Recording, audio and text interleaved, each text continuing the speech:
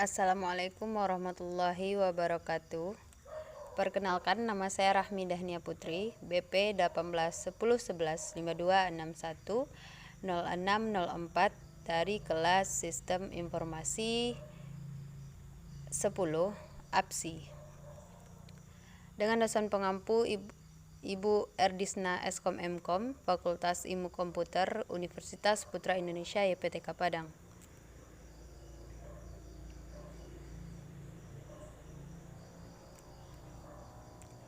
Baik, di video kali ini saya akan membahas tentang tugas-tugas yang sudah dikerjakan dari pertemuan pertama sampai ke pertemuan 15. Yang pertama yaitu mimpi menjadi seorang digital entrepreneur.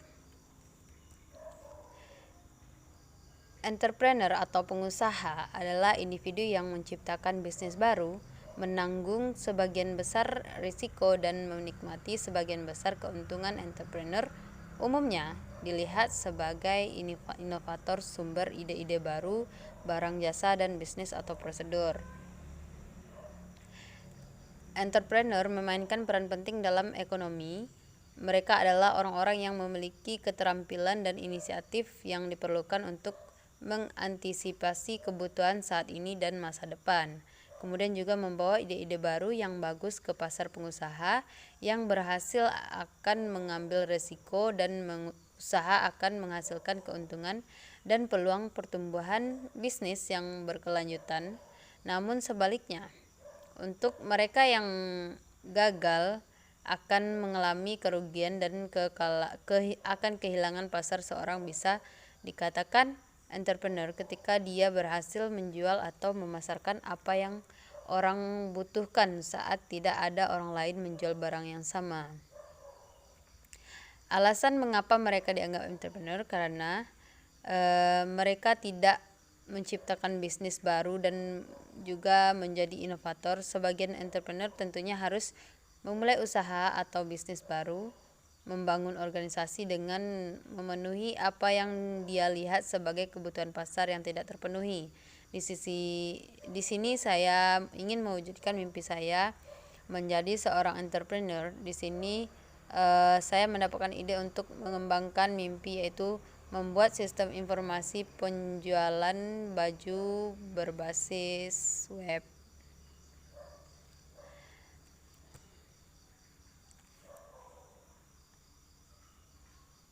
Nah, kita masuk pada revolusi industri 4.0.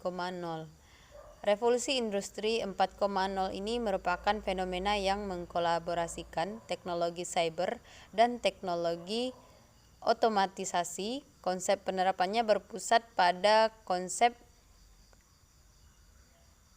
otomatisasi yang dilakukan oleh teknologi tanpa memerlukan tenaga kerja manusia dalam proses pengaplikasiannya. Hal tersebut tentunya menambah nilai efisiensi pada suatu lingkungan kerja di mana manajemen waktu dianggap sebagai sesuatu yang fatal dan sangat dibutuhkan oleh para pemain industri. Selain itu, manajemen waktu juga baik secara eksponensial akan berdampak pada kualitas tenaga kerja dan biaya produksi. Secara sederhana, revolusi 4.0 dapat dipahami sebagai perkembangan teknologi pabrik yang mengarah pada otomatisasi dan pertukaran data terkini secara mudah dan cepat yang mencakup sistem cyber fisik. Kemudian kita masuk pada konsep 4C. Yang pertama yaitu ada berpikir. Dalam transaksi ini saya akan menggunakan website untuk penjualan pakaian yang akan saya jual agar memudahkan pembeli dalam melakukan transaksi pembeli tanpa harus datang ke toko secara online. Di mana dengan situasi yang saat ini, yaitu dengan kondisi pandemi COVID-19, semua kegiatan dilakukan di rumah sehingga mengharuskan kita untuk melakukan transaksi secara online. Kemudian kreatif. Nah, dalam pembuatan website ini, produk yang akan saya jual berbagai macam pakaian, yaitu pakaian pria atau pakaian wanita. Pilihan menu yang saya sediakan dalam penjualan ini melalui website ini cukup bervariasi. Kemudian berkomunikasi. Komunikasi antar penjual dan pembeli sangat penting. Apabila kita ramah dengan pembeli, maka pembeli suka dengan layanan yang kita berikan. Kemudian berkolaborasi. Di sini saya tidak hanya mempromosikan penjualan saya melalui website saja, juga melakukan promosi melalui media sosial seperti WA, Facebook, dan Instagram.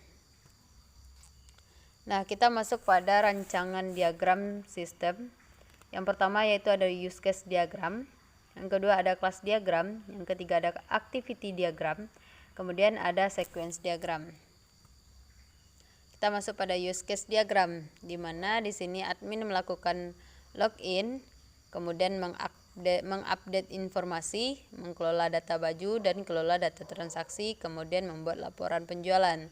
Kemudian customer di sini melakukan login lalu memilih baju dan melakukan transaksi.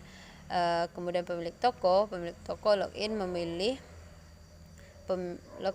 pemilik, kemudian menerima data baju dan menerima laporan penjualan. Kemudian ada kelas diagram menu utama, kelas diagram admin, kelas diagram baju, kelas diagram transaksi, kemudian ada activity diagram. Activity diagram di atas merupakan gambar alir aktivitas admin, customer, dan pemilik toko. Kemudian ada activity diagram login user. Kemudian ada activity diagram input data baju. Lalu aktivitas diagram hapus data transaksi. Kemudian ada activity diagram update data transaksi. Berikutnya kita masuk pada sequence diagram. Yang pertama ada sequence diagram admin, kemudian ada sequence diagram aktivitas admin, input, output, hapus dan update data. Berikutnya ada rancangan sistem. Yang pertama rancangan input, di mana di sini ada from login, kemudian rancangan output. Di sini juga ada kategori pakaian, form kategori pakaian. Nah, kita cobakan program yang sudah kita buat.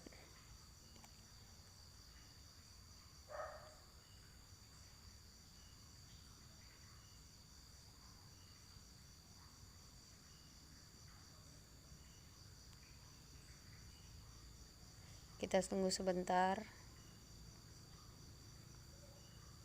Nah, di sini ada program penjualan baju, di mana ada jenis pakaian, warna pakaian, ukuran. Kita cobakan untuk menginputkan pakaian wanita warna putih, warna kuning.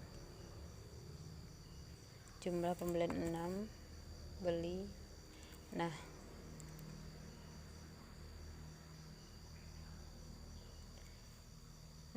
sekian pembahasan dari saya. Lebih dan kurangnya saya mohon maaf. Wassalamualaikum warahmatullahi wabarakatuh.